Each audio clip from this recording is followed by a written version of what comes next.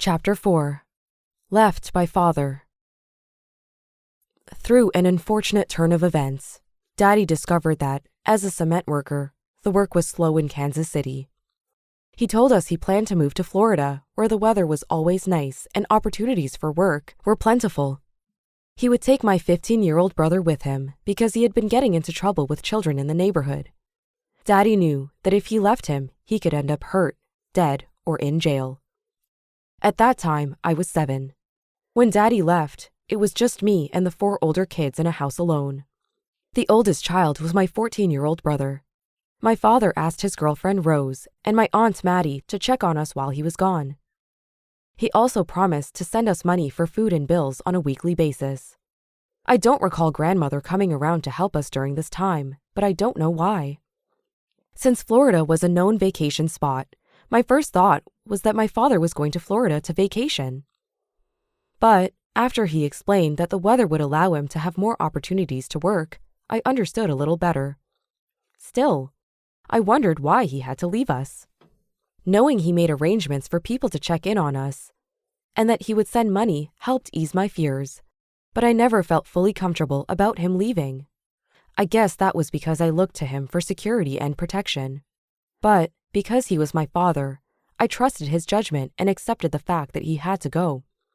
Things seemed to go well at first.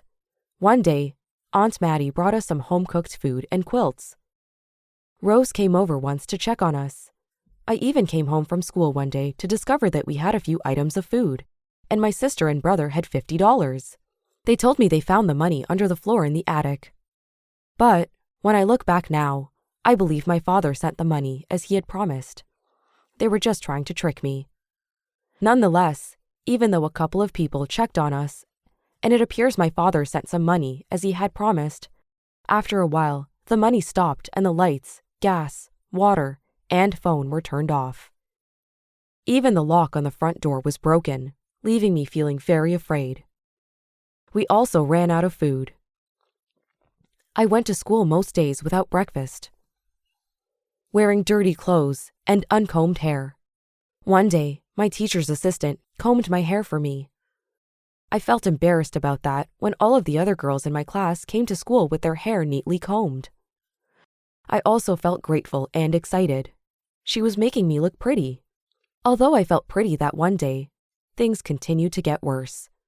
Rose never came back to check on us. Aunt Maddie never brought us more food. My 2 brothers began sleeping in shifts in front of the broken door to protect us from prowlers. The door lock had been broken by teenage boys from the neighborhood who broke into our house one night.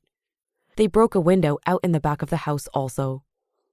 My sister told me how they had a gun to her head that night. The boys threatened and taunted us because they knew we were in the house alone and had no parents.